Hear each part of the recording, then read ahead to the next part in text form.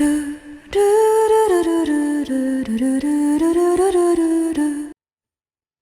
Students, आप सभी का स्वागत है उन्नति क्लासेस में।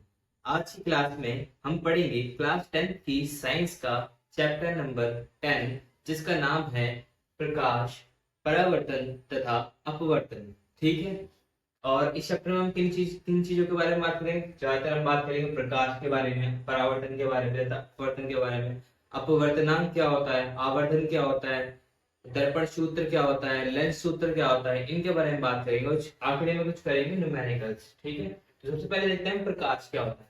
प्रकाश ऊर्जा का एक रूप है जिससे किसी वस्तु को हम देख सकते हैं। ठीक है। ऊर्जा का एक रूप है जिससे हम किसी वस्तु को देख सकते हैं। अब प्रकाश के गुण देख लेते हैं। जो प्रकाश है वो सीधी रेखाओं में ट्रेवल करता है। जो प्रकाश है, लाइट है, एक तरह से सीधी रेखा में ट्रेवल करता है, पहला ये। और प्रकाश की सबसे ज्यादा तेज गति किस में होती है? निर्वात में होती है। निर्वात से मतलब क्या होता है? निर्वात को इंग्लिश में वैक्यूम कहते हैं।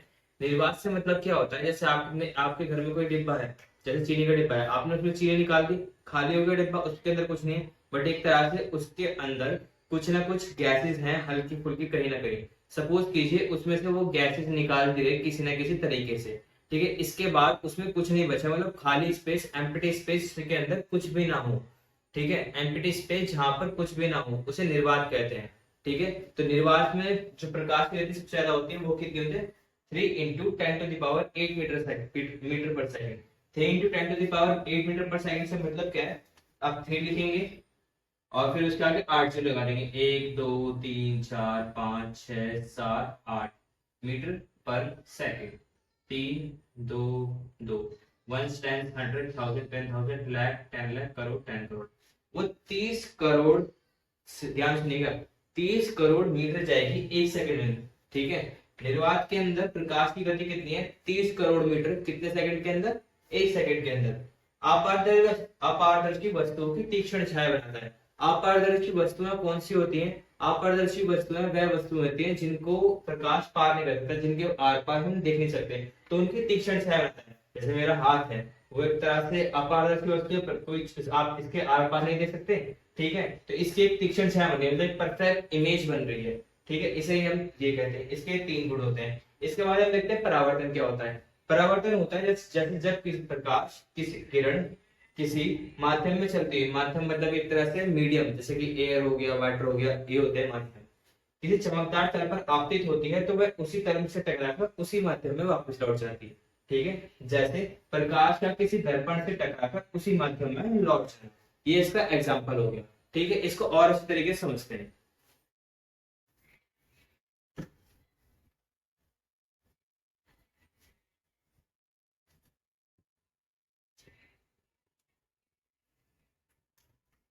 ये हमारा मिरर हो गया एक तरह से। ठीक है। नीचे ब्लैक कोटिंग है मिरर में।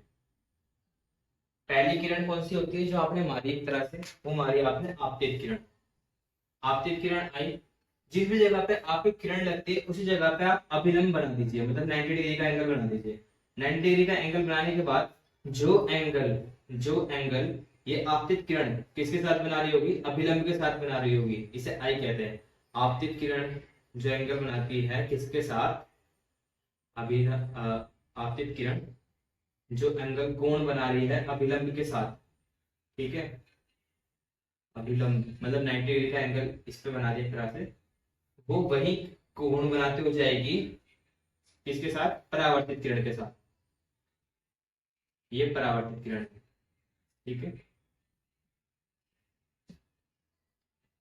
ये नियमों में से एक है। परावर्तन के 2 नियम होते हैं। पहला नियम ये होता है कि जो हमारा एंगल आई होता है, एंगल ऑफ इंसिडेंस, जिसे आपतित किरण या आपतित कोण बोलते हैं इसे, वह एंगल आर के बराबर होता है।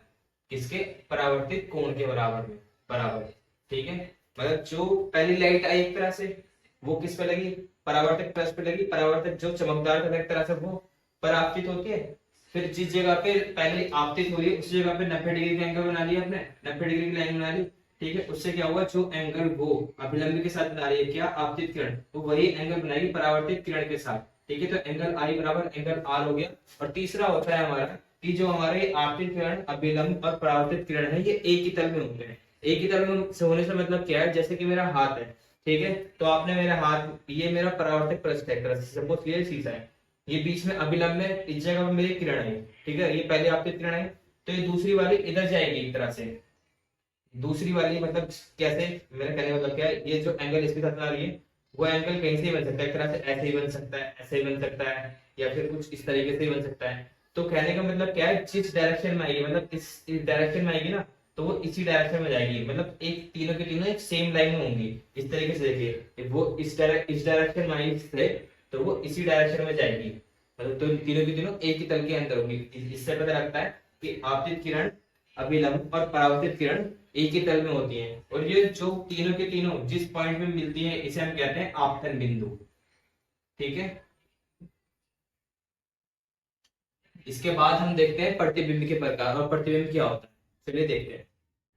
अब हम देखते हैं प्रतिबिंब क्या होता है। प्रतिबिंब सिंपल सी बात है, प्रतिबिंब का मतलब होता है इमेज। ठीक है, जिसे जिसे हम पिक्चर कहते हैं, मतलब एक तरह से हम दर्पण में देख रहे हैं, मतलब कि शीशे में देख रहे हैं, तो हमारी इमेज जो बन रही है उसे हम एक तरह से प्रतिबिंब कहते हैं।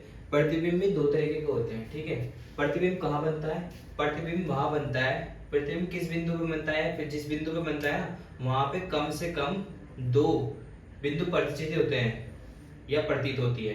मैं आपको समझाता हूँ कहने का मतलब क्या है इसका। जिस जगह पर दो परावर्तित किरणें, कौन सी किरणें, दो परावर्तित किरणें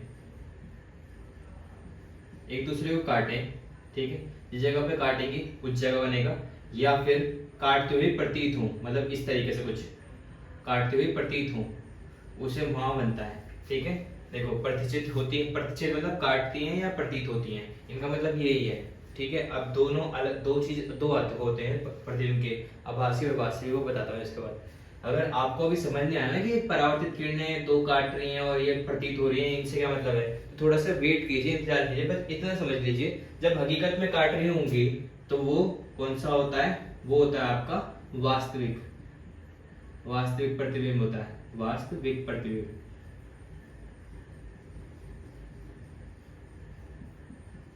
और जो आपको प्रतीत होती है, मतलब काटवाना पड़ता है खुद, वो होता है आभासी प्रतिबिंब।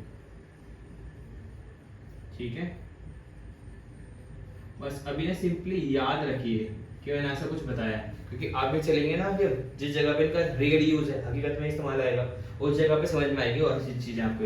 वास्तविक प्रतिबिंब हमेशा उल्टा बनता है। वास्तविक प्रतिबिंब का रिलेशन होता है किसके साथ, उल्टे के साथ, मतलब वास्तविक प्रतिबिंब कैसा बनता है, हमेशा उल्टा बनता है। आभासी प्रतिबिंब का रिलेशन होता है हमेशा किसके साथ, उसका रिलेशन होता है सीधे के साथ। तो ठीक है, एक और होता है इसके बाद पार्श्व उत्करण उत्क्रमण, पार्श्व उत्क्रमण, ये क्या होता है, ये होता है कि पार्श्व उत्क्रमण से मतलब होता है कि जैसे आपने अपना शीशे के सामने खड़े हैं, आप अपना सीधा उठाएंगे तो जो शीशा है, अगर शीशे के अकॉर्डिंग देखेंगे तो आपका वो बायां हाथ है, क्योंकि अगर आप उस पोस्टर से आप ऐसे खड़े हैं शीशे के सामने, सपोज कीजिए इससे शीशे के सामने खड़े हैं, ठीक है, तो आपने ये वाला हाथ उठाया, तो एक तरह से शीशे में देखोगे तो इस तरफ का हाथ उठाया, इस तरफ का हाथ उठाया ना, एक तरह शीशे के अंदर देखोगे तो एक तरह से ये बायां हाथ हो गया, मतलब दायां उठाया एक तरह से और बायां उठ गया, तो ये दायां बायां एक वाला सीन होता है पार्श्व उत्क्रमण वाला।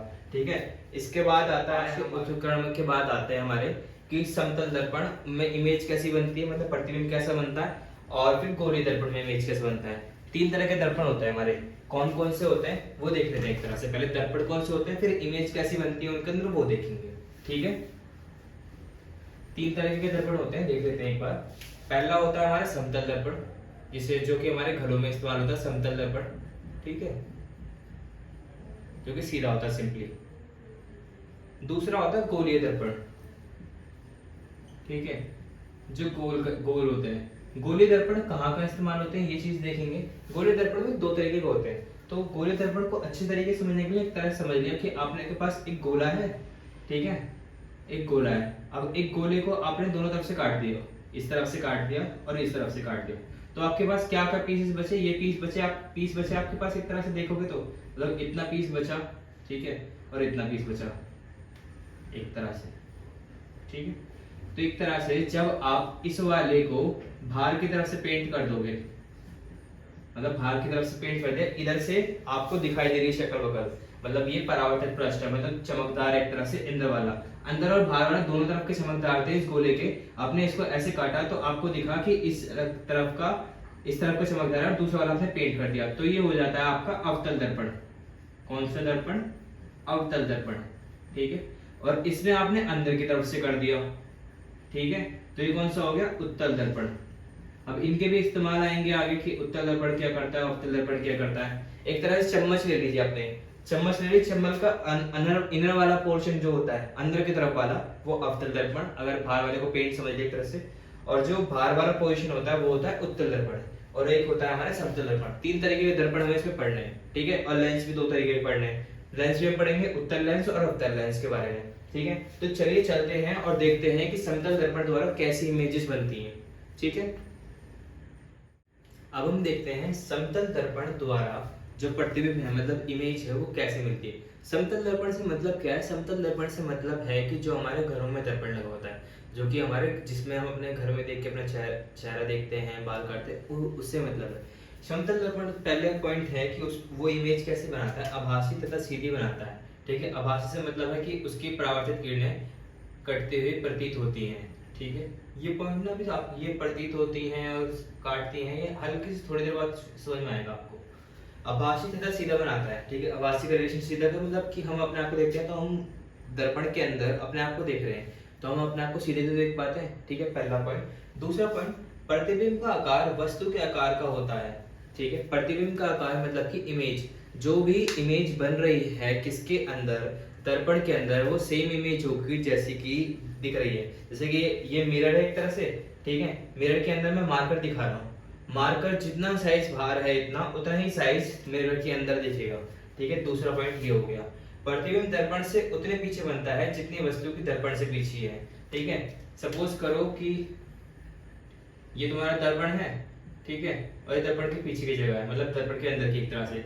ये जितनी दूरी पर चीज रखी है उतनी दूरी पर ही अंदर वो चीज दिखेगी। मतलब आप एक तरह से शीशे से जितने दूर खड़े हो, शीशे से जितने दूर खड़े हो आप शीशे से उतनी ही दूर लगोगे अंदर की तरफ भी।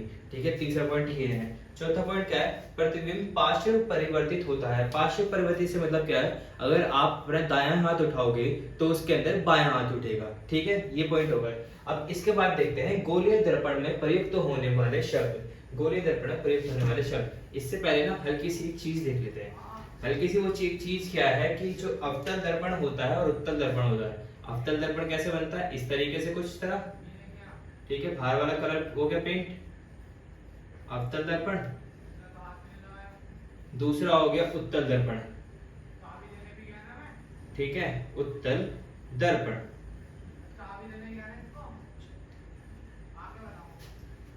अवतल दर्पण और उत्तल दर्पण।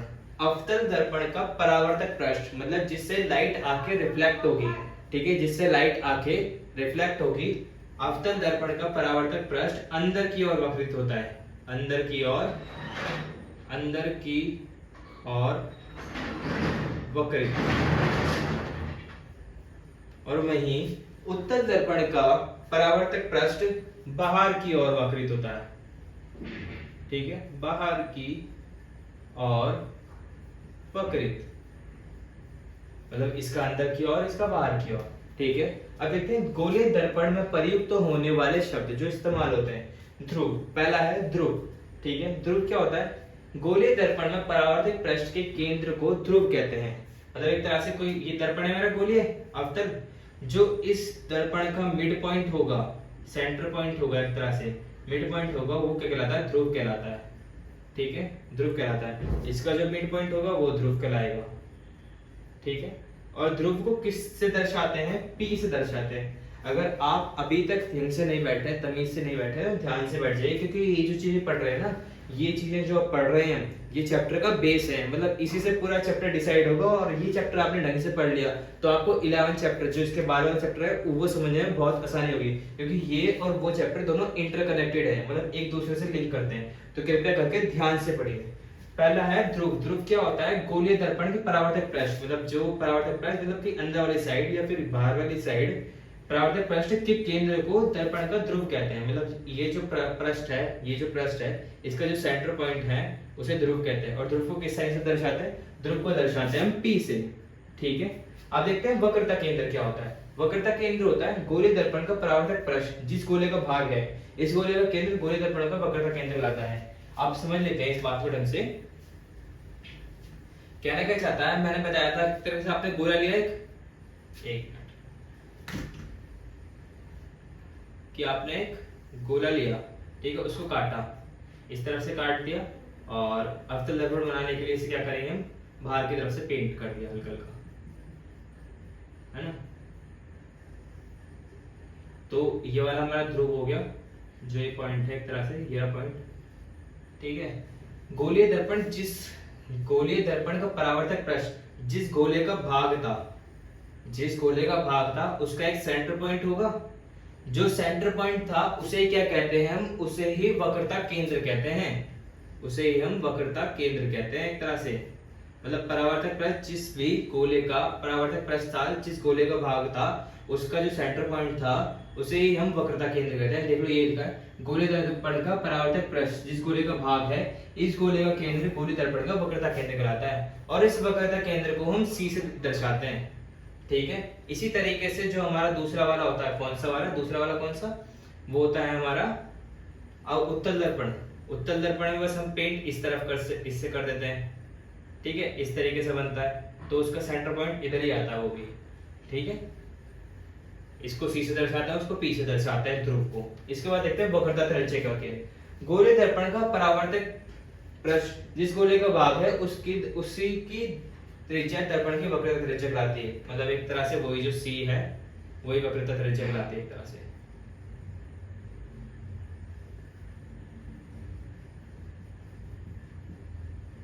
जिस गोले का भाग है, अगर आप देखोगे एक तरह से जिस गोले का भाग है, ये तो सेंटर हो गया, सेंटर से पोल तक का, मतलब इस जगह सेंटर से कहां तक का, ध्रुव तक की दूरी क्या कहलाती है, एक तरह से वो R कहलाती है, वक्रता त्रिज्या कहलाती है।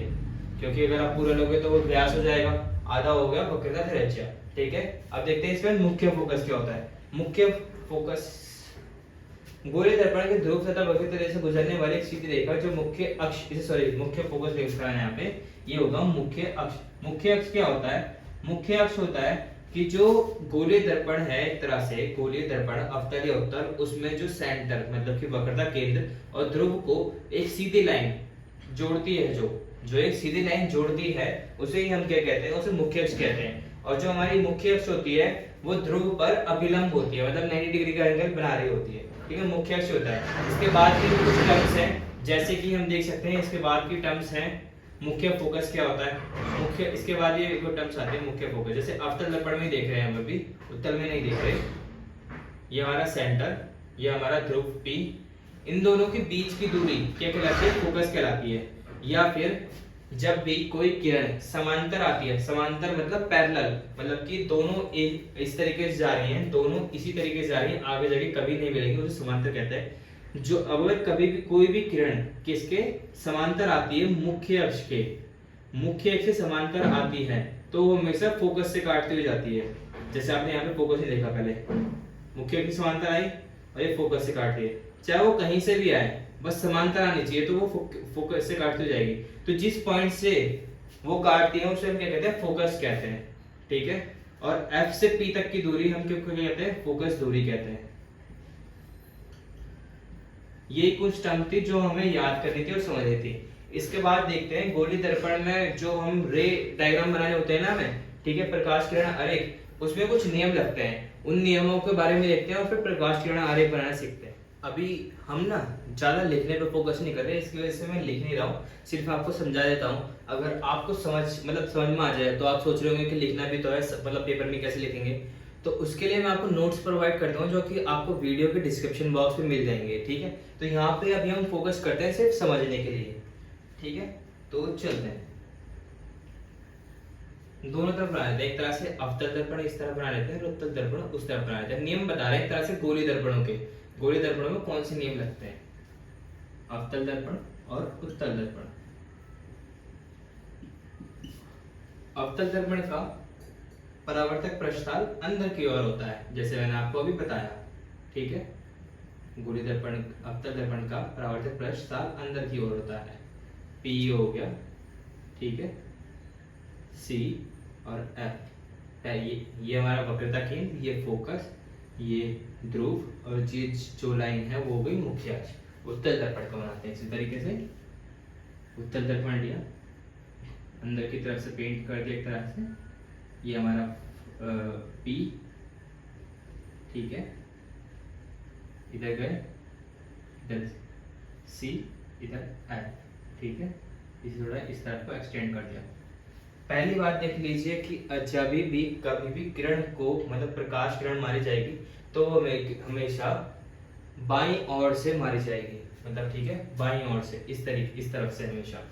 तो पहला नियम क्या कहता है गोलीय दर्पण का, जिससे हमें प्रकाश किरण आरेख समझने में मतलब मिलेगी। पहला नियम कहता है कि अगर कोई भी किरण समांतर आती है मुख्य अक्ष के तो वो हमेशा फोकस से पार होगी। किससे पार होगी? फोकस से पार होगी, ठीक है। इसे थोड़ा सीधा बना देता हूं, फोकस, हाँ, फोकस से पार होगी या फिर काटते हुए दिखाई देगी। तो हम करते हुए देखते हैं, जैसे कि पहली किरण आई, ये फोकस से पार हुई, ठीक है, किरण आई, ये फोकस से पार हुई। इस एक बार बात बता देता हूं आपको, देखो ये पहली किरण आ रही है जो, इस पे आते वक्त तो ये आपतित किरण है, बट ये जब ये इस पे लग के इधर जा रही है तो ये परावर्तित किरण है। कौन सी किरण है? परावर्तित। ये पहले जो आ रही है आपतित किरण, और ये जो द्वार इस पे लग के बाहर निकल रही है वो परावर्तित किरण। तो पहला नियम क्या हो गया, अगर कोई भी क्या आती है मुख्य अक्ष के पैरेलल आती है, मुख्य अक्ष के पैरेलल, या फिर जिसे हिंदी में कहते हैं हम समांतर आती है, समांतर का साइन होता है ये 11, ठीक है, समांतर आती है तो वो हमेशा कहां से काटती है? काटती है वो हमेशा फोकस से, ठीक है। पहला नियम ये हो गया। अब इसमें तो काटते हुए दिखाई दे रही है, ठीक है। अब देखना, देखो परावर्तित किरणें एक दूसरे को काट रही हैं, हकीकत में काटती हुई दिखाई दे रही है, तो ये फोकस पे हो गया, तो ये वास्तविक और उल्टा हो गया। बट उत्तल दर्पण में क्या होता है, आपने मारी एक तरह से, इस तरफ से किरण आई, समांतर आई, समांतर आई, ये इस तरीके से जाएगी नहीं, क्योंकि यहाँ पे तो एक तरह से पेंट हो रखा है, तो वो इस तरीके से बाहर निकलेगी रिफ्लेक्ट होके, और ये पीछे कर करके करके हम काटते हुए दिखाएंगे।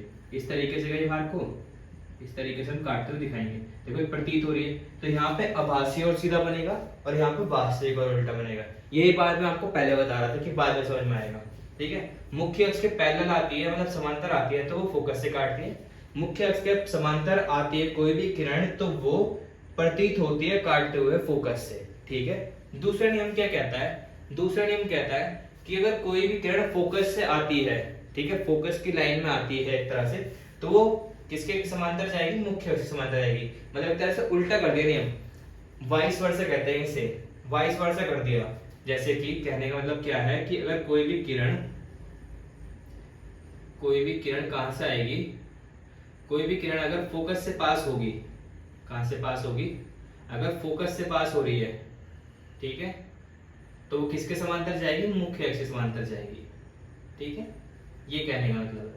तो पहली वाली किरण आपतित किरण, दूसरी वाली परावर्तित किरण, पहली वाली आपतित किरण, दूसरी वाली परावर्तित किरण, ये फोकस से आई, ये परावर्तित किरण के रूप में लिपट गई, ठीक है। दूसरा नियम यह हो गया। सेम वे यहीं पे ही है, अगर आप इसको मिटो दें और इसको मिटो दें तो ये प्रतीत तो हो रही है, इनको बस साइन चेंज कर दीजिए, को ये इधर आती हुई प्रतीत हो रही हैं, तो वो समांतर जाएंगी किसके? मुख्य अक्ष के। दोनों नियम हो गए, दोनों तरफ से समझा के चल रहा हूं। तीसरा नियम क्या कहता है? तीसरा नियम कहता है हमारा कि, एक मिनट जरा हल्का सा रफ कर दूं मैं इसे,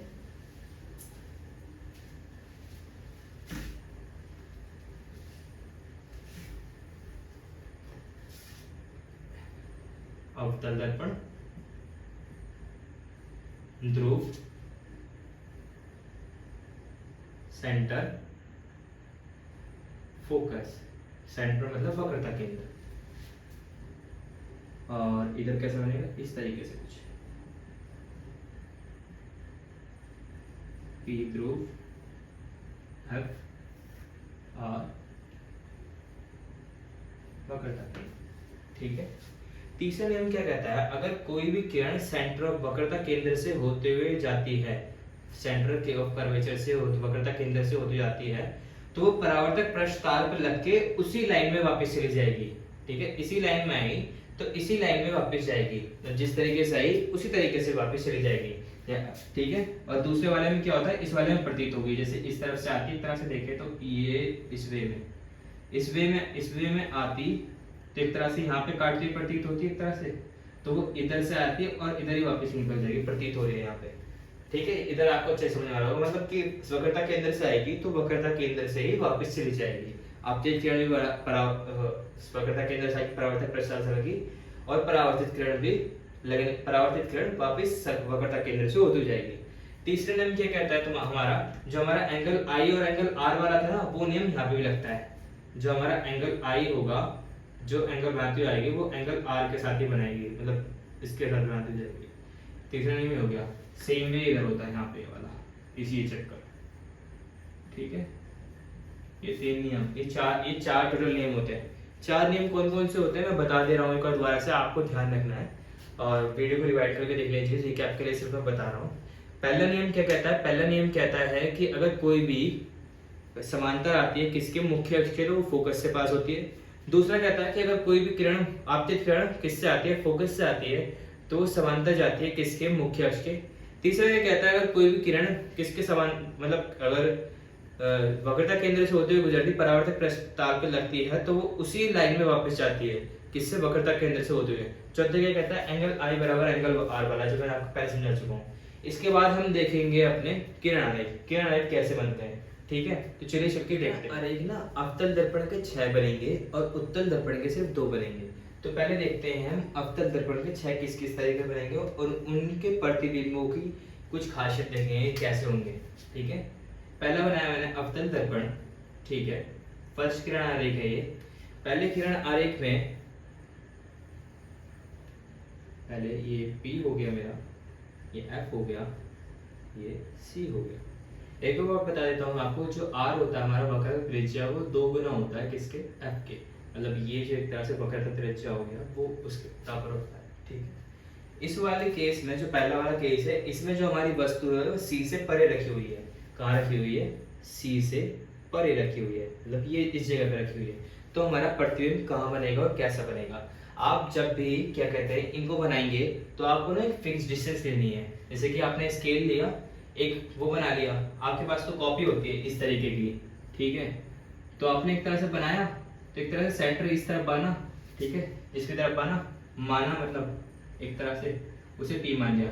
तो आपको P से ना फिक्स डिस्टेंस लेना है, एक तरह से 2 सेंटीमीटर ले लिया, F हो गया, और फिर वहां से F से फिक्स डिस्टेंस लेना है 2 सेंटीमीटर पर से, वो C हो गया। अगर आप इस तरीके से बनाएंगे ना तो आपका डायग्राम बिल्कुल परफेक्ट बनेगा। ठीक है, तो अब हम जो नियम हमने देखे थे वो नियमों को लगाते हैं। पहला कि अगर समांतर आएगा तो कहां से गुजरेगी, फोकस से गुजरेगी, पहला नियम, क्योंकि हम किरण आई किससे, और प्रतिबिंब से होती हुई आई और उससे होकर चली गई। ठीक है, दूसरा नियम लगाते हैं। दूसरा नियम क्या होगा, देखो यहाँ पे वक्रता केंद्र एक तरह से इस तरीके से कुछ, मैंने थोड़ा ज्यादा पहले बना लिया है, हल्का सा थोड़ा उधर को बनाना है, को पीछे को।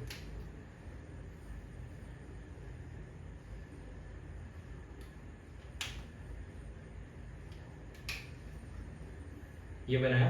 ठीक है, और दूसरा नियम होता है हमारा, अगर कोई भी किरण वक्रता केंद्र से आएगी तो वक्रता केंद्र से ही वापस जाएगी।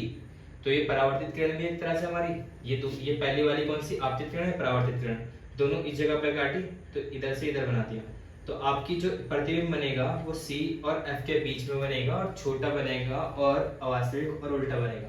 अब हमने 3 चीजें देखते हैं हमेशा प्रतिबिंब के बारे में। जब हमारा केस, पहला केस क्या है, जब हमारा वस्तु C से परा रखा होता है तो हमारा प्रतिबिंब कैसा बनता है, उसके 3 चीजें होती हैं। पहली चीज क्या आई, पहली चीज आई कि ये वास्तविक और उल्टा बनना है, वास्तविक और उल्टा बनना है, वास्तविक व उल्टा। वास्तविक और उल्टा, वास्तविक से मतलब क्या है कि 2 परावर्तित किरणें काटती हुई प्रतीत हो नहीं रही, बट हमें दिखाई दे रही है साथ साथ कि काट रही है। दूसरा उल्टा बनता है, वास्तविक और उल्टे का कॉम्बिनेशन होता है, और वस्तु के मुकाबले छोटा बनना है, तो क्या लिख दिया हमने, छोटा बन रहा है। ठीक है, तीसरा पॉइंट क्या लिखेंगे, तीसरा पॉइंट हम लिखेंगे कि ये कहाँ बनना है, C और F के बीच में, C और F के बीच में। ठीक है, इसी प्रकार से और बाकी के 6 और वो 2 जो उत्तल के हैं 8 बनाना है, तो उनको देखते हैं उनको कैसे कैसे बनाते हैं। एक बार रफ कर देता हूँ मैं तो इससे हल्का सा।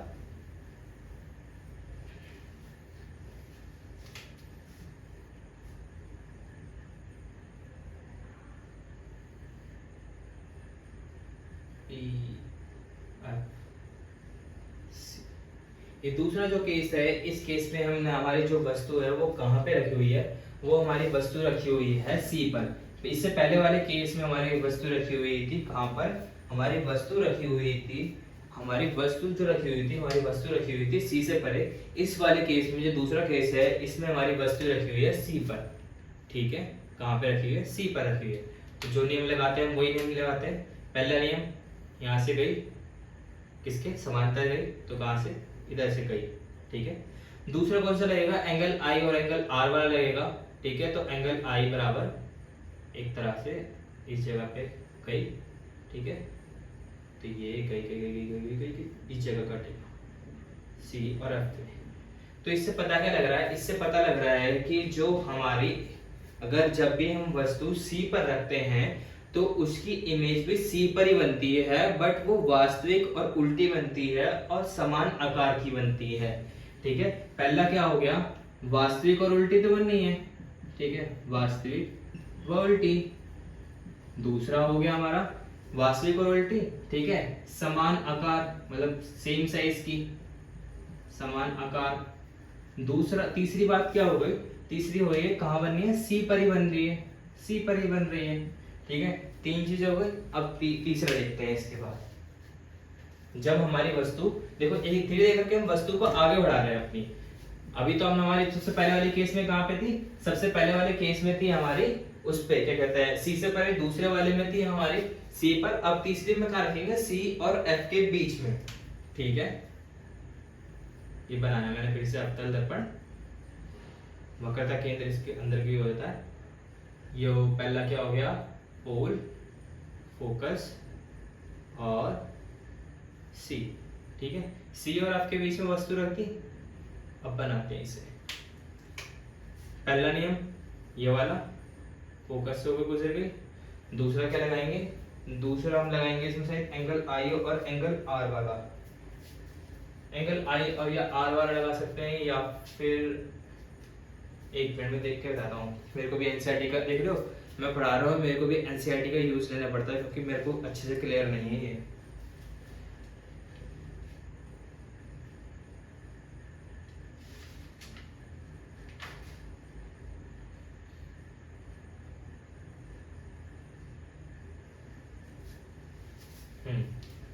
हाँ, तो इसे थोड़ा सा को भेज दो जरा सा।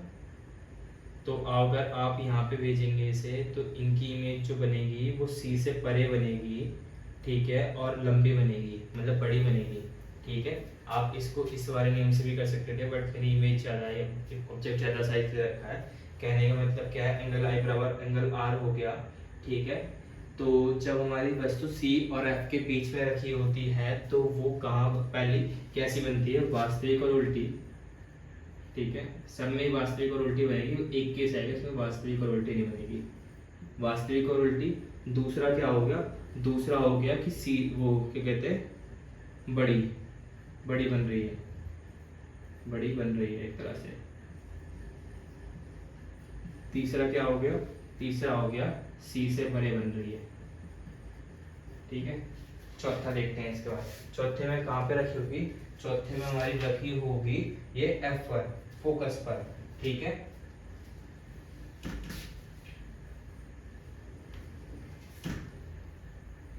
चौथे केस में हमारी कहाँ पे रखी है, फोकस पे रखी है।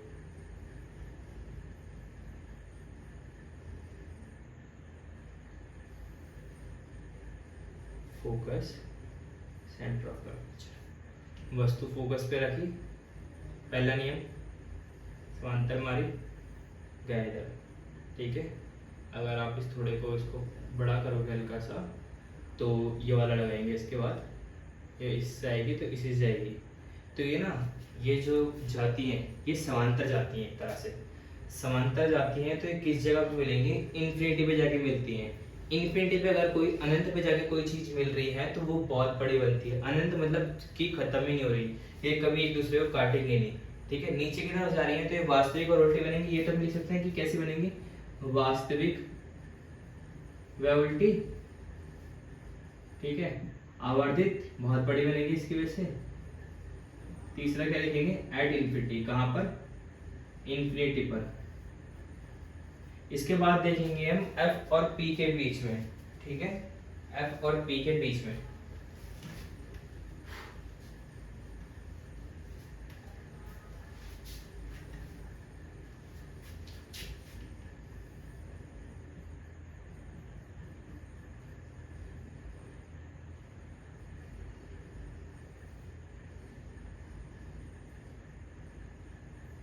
एफ और पी के बीच में ये रखी वस्तु।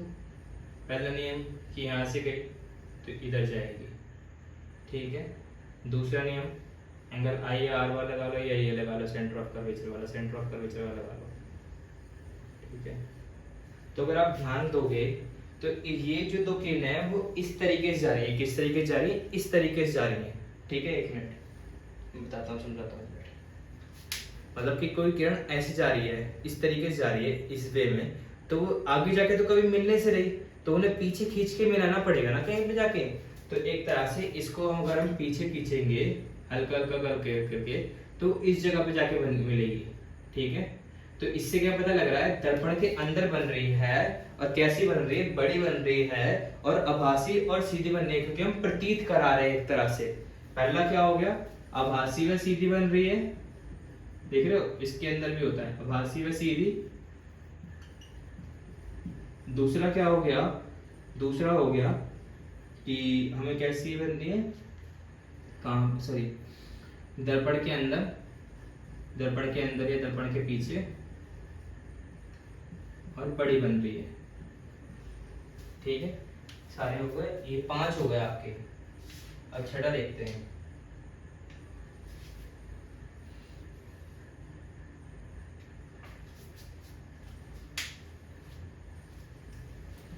छठा क्या है? छठा है हमारा जब हमारी वस्तु, देखो एफ तक तो अगर पी पे थोड़ी लगेंगे। छठा है हमारा, छठे में क्या है? छठे में हमारी जो वस्तु है वो रखी हुई है किस पर? इंफिनिटी पर। किस पर? इंफिनिटी पर। इंफिनिटी मतलब अनंत में, अनंत पे रखी हुई है। जिस तरीके से हमने अभी देखा था कि अनंत पर जा रही थी जो वो चीजें, तो वो कैसे जा रही थी? वो जा रही थी पैरेलल, समांतर। तो अनंत से जो भी किरणें आती हैं वो समांतर आती हैं। तो समांतर आ रही हैं एक तरह से, अनंत हमारा कुछ भी हो सकता है, तो एक तरह से समांतर आई तो फोकस से होकर गुजरी, समांतर आई तो वो फोकस से होकर गुजरी।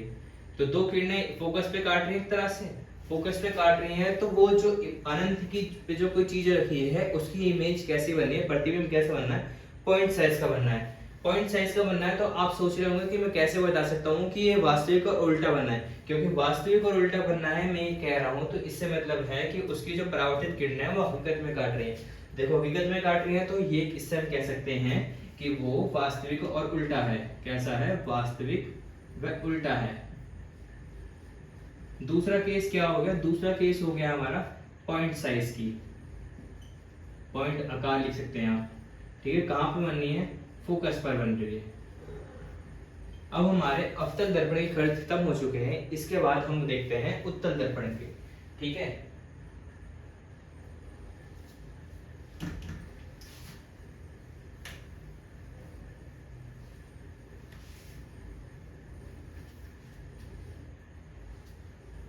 उत्तल दर्पण के 2 बनेंगे सिर्फ।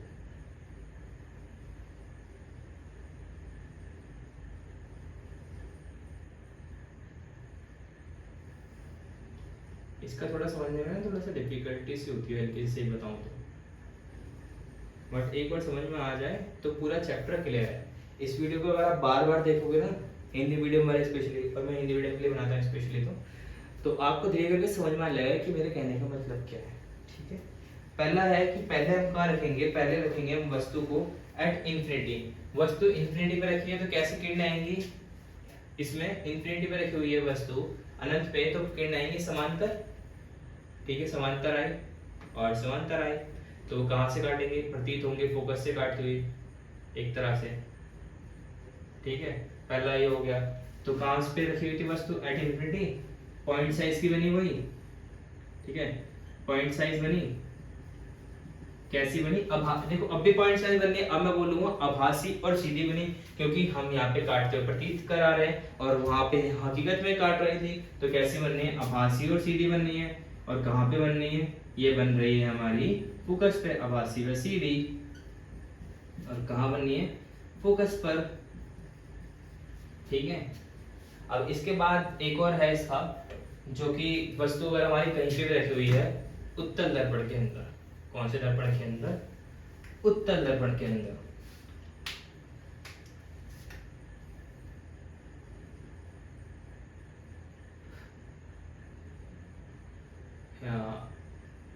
सॉरी,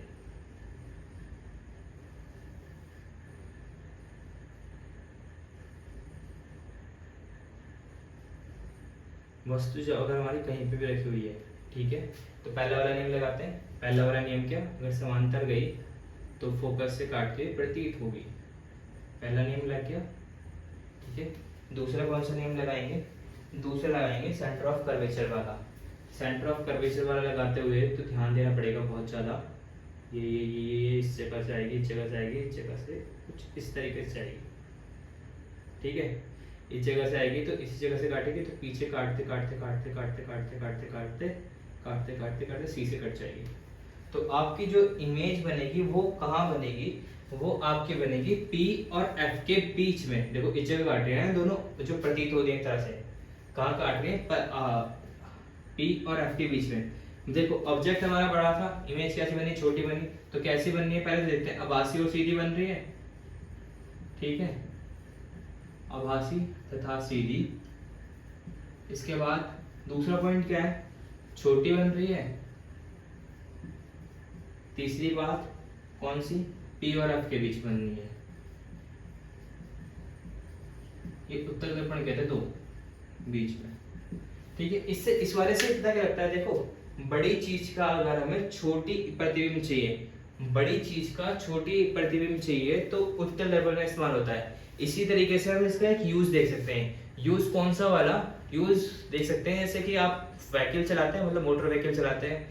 ठीक है, गाड़ियां होती हैं, गाड़ी के साइड में मिरर होते हैं, साइड मिरर होते हैं, उसके अंदर ना देखो कितने बड़े बड़े ट्रक होते हैं, वो छोटे दिखाई देते हैं। तो उसके अंदर हमारा लगा होता है उत्तल दर्पण। कौन सा दर्पण लगा होता है, उत्तल दर्पण। बड़ी इमेज की छोटी इमेज चाहिए, बड़े ऑब्जेक्ट की, बड़ी वस्तु की छोटी प्रतिबिंब चाहिए तो उत्तल दर्पण का इस्तेमाल होता है। इसी वजह से बड़े बड़े ट्रक, बड़ी बड़ी गाड़ियां उस दर्पण के अंदर दिख जाती हैं, इसलिए हम उत्तल दर्पण का इस्तेमाल करते हैं। इसी के साथ हमारे किरण आरेख समाप्त हुए। नोट्स आपको डिस्क्रिप्शन बॉक्स में मिल जाएंगे। अगर आपको समझ में आया हो तो चैनल को शेयर कीजिए, सब्सक्राइब कीजिए, कमेंट कीजिए और लाइक कीजिए। And don't forget to subscribe Unnati classes. दोबारा से बोल रहा हूँ क्योंकि आप भूल जाएंगे। ठीक है, तो मिलते हैं नेक्स्ट वीडियो में, इनके यूजेस के बारे में, दर्पण सूत्र के बारे में और कुछ नई चीज़ों के बारे में। Thank you so much for watching the video.